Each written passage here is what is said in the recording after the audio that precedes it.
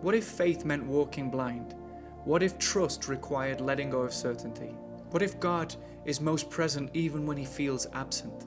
Peter, James, and John climbed the mountain with Jesus. The journey was long, the ascent steep, but at the summit, everything changed. For one fleeting moment, they saw him unveiled, his face shining like the sun, his clothing radiant as light.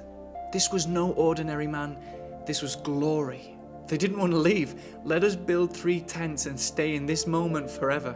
But faith doesn't cling to what it can see. Faith remembers the light even when the mountain fades into shadow. Faith has never been about sight. Abraham was told to number the stars before he ever held a son.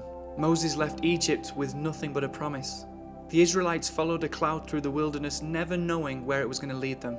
The disciples saw Christ transfigured, but they had to follow him back down into the valley.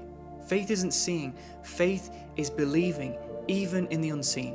Where do I still demand to see before I can trust? Be honest, what areas of your life are still waiting on clarity? Where have you said, Lord, I will follow, if only you would show me the way first? But God doesn't call us to clarity, he calls us to trust. It's easy to believe when the mountaintop's bright, when his voice is clear, when the way is open. But what happens when the cloud descends, when God's presence feels distant? Do you panic? Do you grasp for control? Do you doubt everything that you once believed? Or do you remember that faith isn't about feeling, faith is about knowing? The ones who walk by faith don't live by emotion. They don't wait for confirmation before they move. They remember the word, the promise, the moment he spoke. Faith doesn't fear silence because faith knows that he is still here.